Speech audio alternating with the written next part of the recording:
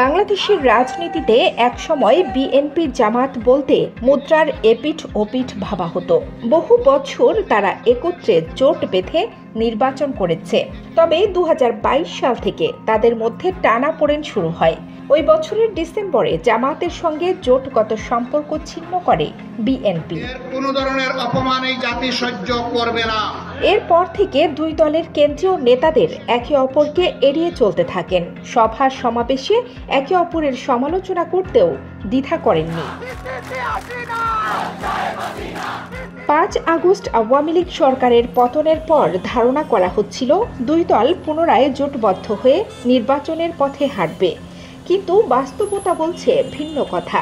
দিন যত যাচ্ছে নানা ইস্যুতে দুই দলের মধ্যে মতবিরোধ দেখা যাচ্ছে।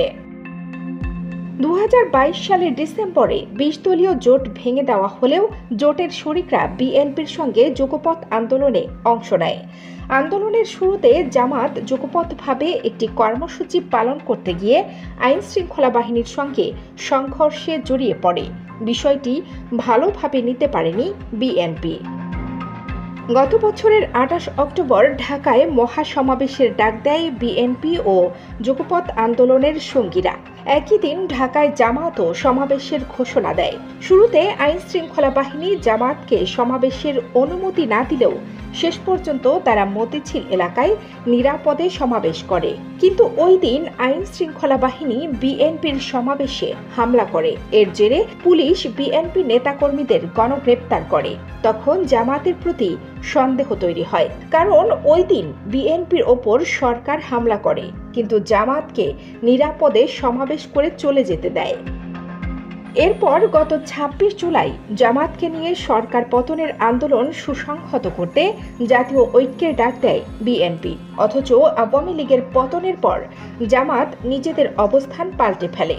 তারা আওয়ামী লীগকে ক্ষমা করে দেওয়ার কথা বলে। নির্বাচন প্রশ্নে বিএনপির বিরুদ্ধে অবস্থান নেয়। এসব বিবেচনায় নিলে জামাতের সঙ্গে আগের অবস্থানে ফিরে যাওয়া বিএনপির পক্ষে সম্ভব নয়। তাদের সঙ্গে একসঙ্গে নির্বাচন করার কোনো সম্ভাবনা নেই।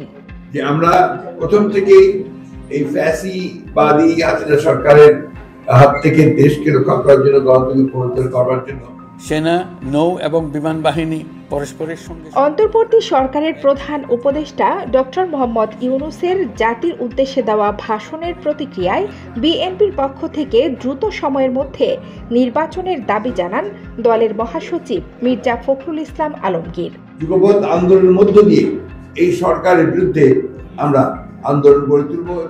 মহাসচিবের এ বক্তব্যের পরিপ্রেক্ষিতে জামাতের আমির শফিকুর রহমান বলেন, এখনও শত শত মানুষ হাসপাতালের বিছানায় কাতরাচ্ছে, রক্তের দাগ মোছেনি, বন্যায় দেশ আক্রান্ত।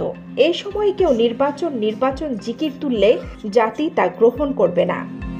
জামাতের আমিরের এমন বক্তব্যের পর বিএনপি মহাসচিব মির্জা ফখরুল ইসলাম আলমগীর বলেছিলেন, যাদের জনসমর্থন নেই তারা এ ধরনের নানা চিন্তা ভাবনা করে। যাদের ভোটে জয়ের সামর্থ্য নেই তারাই নির্বাচনের বিরুদ্ধে। আবার এদিকে জামায়াতে ইসলামীর নেতাদের দাবি, বিএনপির সঙ্গে তাদের সম্পর্ক ভালো আছে। শুধু বিএনপি নয়, যুগপৎ আন্দোলনের অন্যান্য বিরোধী দলগুলোর সঙ্গেও তাদের সম্পর্ক ভালো। জামাতের আমিরের বক্তব্য ভুলভাবে ব্যাখ্যা করা হয়েছে। তাছাড়া জামাতকে নিয়ে কে কি বলছে, কার কি প্রতিক্রিয়া, সেসব নিয়ে চিন্তিত নয় দলটি। কানিজ ফাতেমা, নিপা, খবর সংযোগ।